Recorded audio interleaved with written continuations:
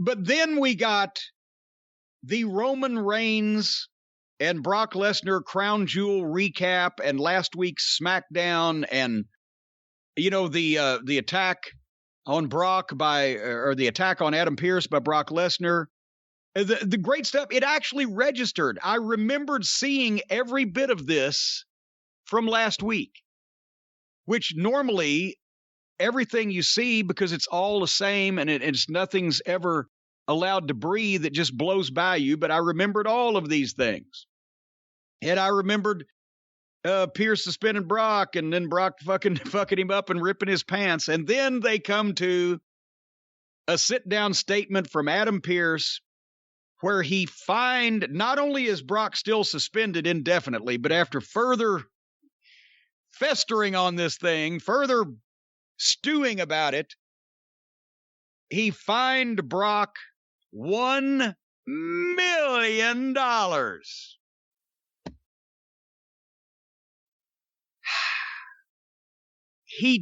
Adam Pearce did a very good job of delivering this verbiage. This unrealistic verbiage. He had a straight face, and he seemed suitably hurt, both emotionally and physically, at what happened last week, but he might have as well have said, I have decided that we're going to put Brock Lesnar in a space capsule and shoot him into the sun. And it would have been just as the same delivery, and it would have been just as equally believable. $1 million. That was one of those things I remember when I was a kid as a fan. That whenever there was a battle royal on a small show, they're like, $20,000 to the winner. It's like, no, $20,000, where's that coming from? You know who did, but here's the thing. The people that did that primarily were Vern Gagne and Vince McMahon Sr. They had the big, when they did the battle royals in the Southern Territories, especially in the weekly towns of people, at that time, $20,000 in the 70s, fuck, as we'll talk about later on. That was a little bit ridiculous. But the Southern Territories would talk about the entry fee. If you had 20 wrestlers, each one of them would put up $500. So there would be $10,000 prize money. You lost your prize money you lost your entry fee if you didn't win. If you won, you got the whole thing. And then sometimes the promoter would match it. So then it was somewhat more believable. And on spot shows, I've seen battle royals for $1,500. And then you had battle royals where it was $1 a pound. So that when you had Andre the Giant or you had Haystacks Calhoun or whatever, and they had to pay more because they stood a better chance of winning it. It was explicable. It was reasonable. It wasn't just, the winner of this, Vern Gagne, didn't he do $50,000 2-ring battle royals? That sounds right.